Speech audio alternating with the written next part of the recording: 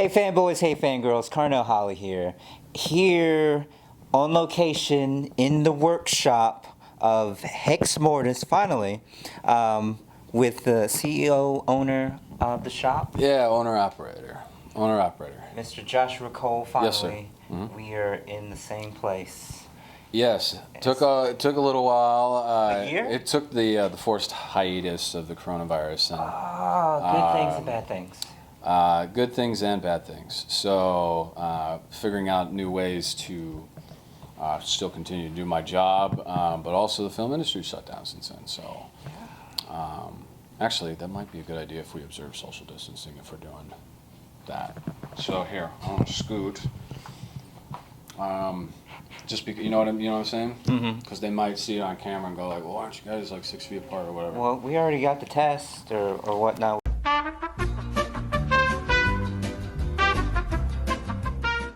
I don't know where to start. Like we're at Hex Mortis. Hello. And first off, the name. Like, what's the explanation behind the name? It's a made-up word. Kind of like Disney made up Twitter pated. It is a combination of two words. So to hack something is to manipulate it or change it either through magic or alchemy. Mortis is usually associated with death or the absence of life in something. So when I got to thinking about it, like all this stuff, one of my buddies across the street, Harrison, who runs Vulpin Props, had this thing that he said once: we make space guns out of dinosaurs. And I had to think about it, and it's like, okay, all the petroleum products that are the plastics, and we make space. Okay, I got you now. Well, it got me to thinking, Hex Mortis would be basically changing this thing, putting life into something that never was alive, or giving something a new type of life, like repurposing it in another way. So Hex Mortis is like imbuing something that's dead with a completely different existence. Like, he can't talk back, but still evokes emotion. Still, I Hex Mortis this clay, but it ended up just playing around, and it rolled off the tongue. And then I ended up, because I had created specifically Hex Mortis was going to be the business name and stuff, but that eventually turned into exactly a full-blown character, which has a chainsaw mohawk and will soon have a small show. So it's both the name of a character and the name of our business here. Black armor with the green glow. Yeah, okay. He's got all the spikes and stuff coming off. Right. And yeah, we did a Zardonic music video, so that was like the first time that I ever got to wear to become Hex Mortis, which was just basically this bumbling cyberpunk robot dude that builds all this crazy stuff for Zardonic while he makes music. This is hot, because I'm like, I like the name is I'm just like, man, I really had to ask the question before. It's like where did you come up with that? That makes so much sense when you explain it and break it down. I'm like, yeah. Okay, all right. It sounds really aggro. Hex Mortis, it just sounds like a heavy metal band, but it's more so the idea is like looks crazy and looks villainous, but actually is a good guy. More so the anti-hero kind of side of the house. So because I'm an independent, a lot of I take very specific types of work, giant robots, monsters, stuff like that. Like I'll make Girl Scout cookie buttons, but they'll be the most brutal Girl Scout cookie buttons you've ever seen. And so a lot of the stuff that we started like creating early on when I was just by myself, I ended up running into this other guy, Matt Silva, who now works with another friend of mine over at Blue Whale Studios. It was a very early on introduction into, I love building costumes, I love doing this, and then it became a business and I had to come up with a name for it, so I was like, well, Hex Mortis, and then 2013 it stuck, Bob's Your Uncle, rest is history. So now I got a punk rock alter ego named Hex Mortis and a small business here, so. So since business is for is prop making and all, and you were, like I was checking out your IMDb page. Mm-hmm. So what would you say that you disclose as far as what's the most notable credits to your name? I love everything that I've worked on. Some things have been more challenging than others. I recently worked on a Bruce Willis film, so I got to meet him. That was really cool to work with him, and just have him rock my armor, much less get him dressed in scene and be a character in the film was pretty cool. Just recently got done. Well, not recently. It feels recently because everything's always a blur. You're going from job to job. But worked on Stargirl. Got to work with Alan Scott from Legacy. They built this gigantic 2-ton robot named Stripe that just, full chest opens up. There's a cockpit inside of it, which we got to put in and detail all this stuff on the inside, like a TIE fighter cockpit or a Millennium Falcon. And then we had to build a secondary cockpit that mimicked the one that was in Stripe for you got one on your tail, kind of shots, where it's inside and the whole thing opened up. So that was a really incredible opportunity to work alongside, a guy who founded Legacy, well, originally Stan Winston, the Stan Winston studio, to work alongside those guys, and just shooting the breeze over lunch with them. And it was like, hey, how you doing? Oh, my name's Ken. And it was like, oh, what'd you do? He was like, did you ever see a movie called Short Circuit? And I'm like, yes. And he was like, you built Johnny Five? He's like, yeah, I built 5 of them. And I'm like, whoa, mind blown, And you talk to another guy, worked on Terminator, it's just like, yeah, they didn't make solenoids as big as the one, or solenoids. They didn't make all these pistons and stuff and all these other things that we needed to build these robots. So we had to build our own, and just to hear these tales of these guys kit bashing stuff and just, making something out of nothing. I'd say that was probably the most rewarding, was working on Stargirl and a couple of the other DC properties. We worked on Constantine. It's my favorite DC character. I love working on that show. And we've worked on Preacher, and there's a bunch of stuff. Guardians of the Galaxy 2 is awesome. Venom, in the very beginning when Tom Hardy is like, when he starts freaking out, well, he jumps into a lobster tank. Right. And just grabs a lobster and rips its head off, and he eats a dead one leading up to that too. He's just dead. He's dead. And he ended up eating like 7 of them, just like ripping their heads off. So we had to make a bunch of these fake lobsters, that were just basically this caramel superheated sugar material, that was, it was candy, but when filled up with a whole bunch of marshmallow flavoring and a whole bunch of hard work from a dude named Josh Lewis cooked up all this crazy stuff. And then halfway through, we found out that possibly Tom Hardy was possibly vegan, which of course throws a wrench in the gears of everything. It's like, oh my gosh, now we got to figure, well, vegan sugar cooks a whole lot different than regular sugar does, so we had to adapt and overcome. And turned out he wasn't vegan. It was just his agent suggested he was, so we were like, okay, we had a whole bunch of these other ones in the freezer. So, and then I went and saw Venom, and I was just like, dude, this is awesome. So. There's a lot of stuff that we've worked on that I've really enjoyed. First Man was a big one when Ryan Gosling crashes, or in the very beginning of that film we did the test helmet that he's wearing and a whole bunch of the reproductions of like stuff that the only way you would be able to see the originals is like to go to the Smithsonian. So we had to make like zero-G sextants and stuff like that, and so it was pretty rewarding. So there's a lot of stuff that we've worked on that I've really loved, and I wouldn't have been able to do it without an amazing team. There's a lot of people that have lended me their sword more than once, especially a lot of the other local area businesses around here. God Save the Queen, Blue Whale, Wooden Leg Studios. There's just a juxtaposition of a whole bunch. Volpin, dude, these guys. There's a little hotspot of art here, so like we'll get a big project and everybody will really help each other out. So it's not competition; it's all teamwork. Brotherhood. So it's just we're a bunch of mercenaries of art. So it's like Boba Fett, Zuckuss, IG-88. No disintegrations. All right, I'll get it right, no problem. So we hop from job to job and we take art where we can. So for your location and everything, and knowing that you are in the business, but you're in such a interesting position because you're still accessible to the community. Absolutely. So, like, how does that work? Like, for us, people still being able to elicit your help on project?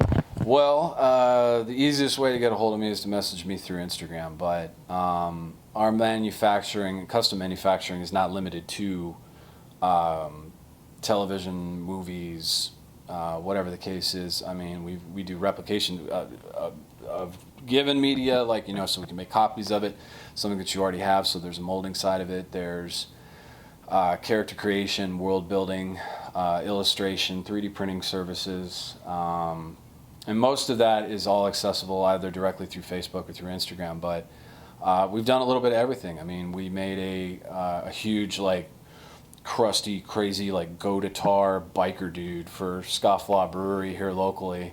But it's this big cement-filled statue, because it's got to tolerate a whole bunch of intoxicated people, taking selfies with it and stuff. But big old silicone head, hand-punched fur.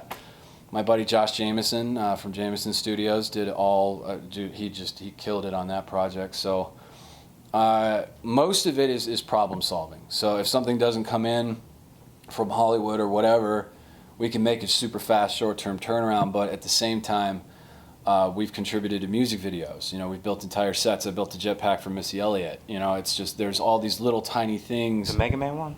No, there's a huge backpack I'll show you earlier. It's like this big, she does crazy videos, but we've worked with, Zardonic, so the Agrotech EDM side of the house. So, and I directed 2 music videos for Sony Entertainment, 1 for him. So there's a little bit of everything to be found, at least under this roof. We have worked on a little bit of everything, from creature animatronics to a little bit on makeup effects, a little bit on illustration, sculpture. But we've done proofs of concept. We worked here with Right Media to do an Alien movie, an idea that they had that was to create, like 20 suits of armor, a whole bunch of crazy guns. That big, furry, goofy-looking Jim Henson puppet that's out there, Right, that was for them. The white furred one? Yep. Okay, I was thinking that was Star Wars. No, that was their proof of concept. We had to build that. Like, we had to build a puppet, 2 of those heads, and like a whole buttload of armor in 30 days. And then the stunt coordinator for James Cameron, the guy who does all the Avatar movies, he's missing an eye.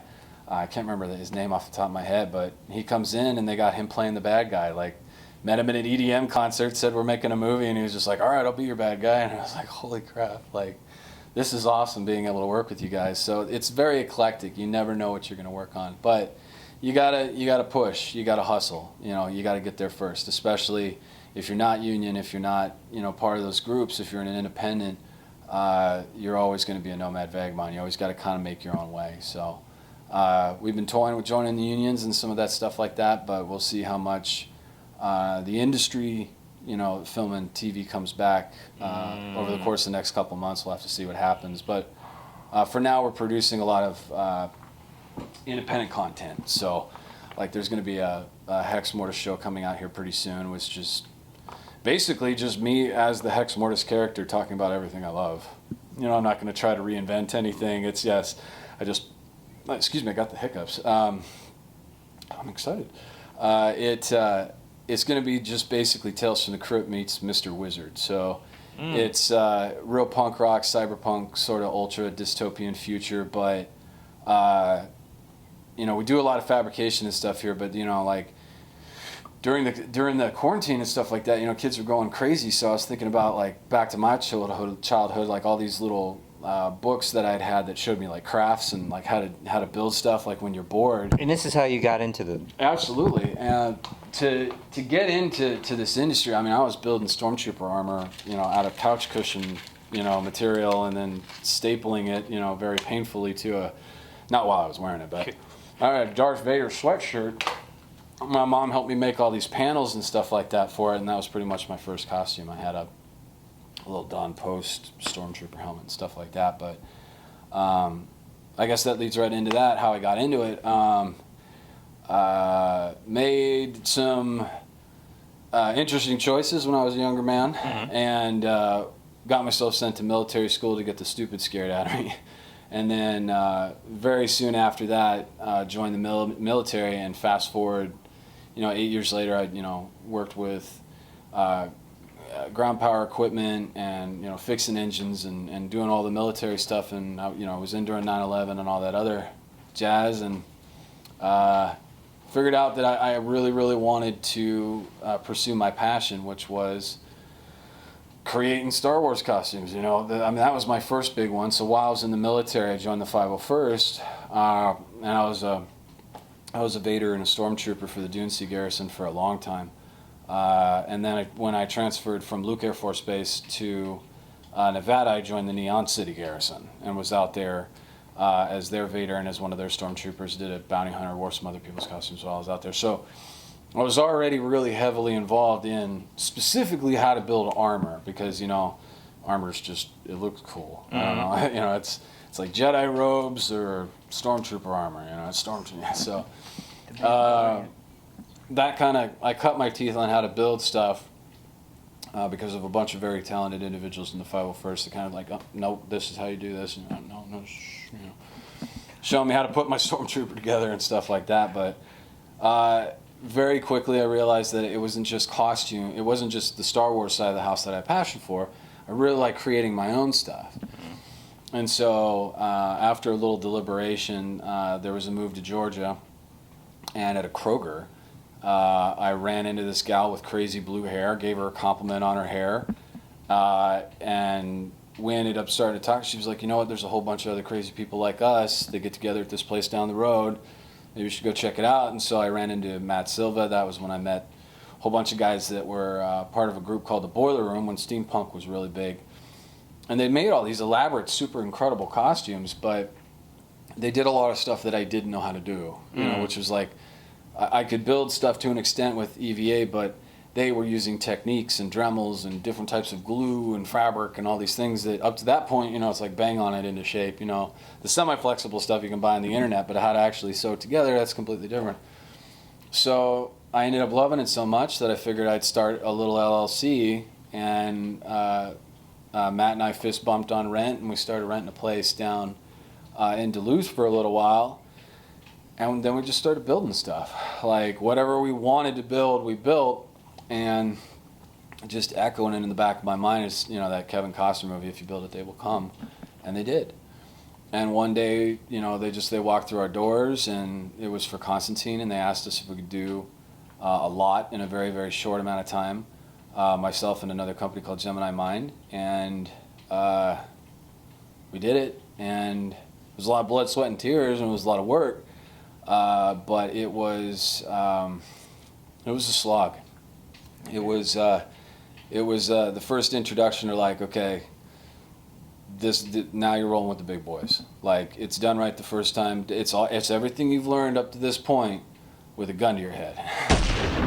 Most of the passion that drove me to build this place, I ended up running into other people that were just as passionate. So we just kept doing it. It just became this repetition that we would just come in, high five, didn't matter what we were building something. I mean, we were building it from our, whether it was our, you know, favorite cartoon as a kid, or, you know, this recent movie came out, you know, called Guardians of the Galaxy. Man, we got to build that helmet, you know, whatever the case might have been. But a lot of the early stuff was costuming commissions, and it was, that was pretty much the daily bread. It was building costumes or helmets or props or something for someone else, and then eventually one of those people made it, and, you know, got on set, started working, and a buddy of mine, Dustin Fletcher, dropped our name on the set of Constantine, and that was it.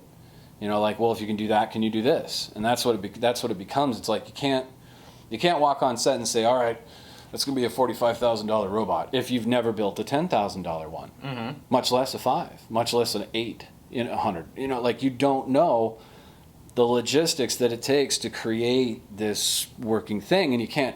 Well, yeah, in theory, I saw behind the scenes from Avatar, Legacy. No, you got to do it.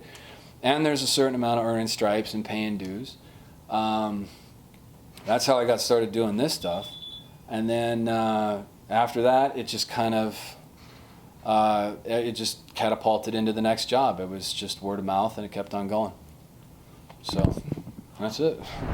Give credit, work together, stay true to yourself, and just don't give up, dude. It's literally like that old poster of the frog, you know, choking the stork, and the stork's about to eat him, or the kitten poster hanging in there. That's all it is. You just got to push it, keep going. Don't let it drive you insane. You know, don't go for cuckoo for coconuts and become a supervillain, but pursue your passions, because if you're passionate about it, it will show in your work.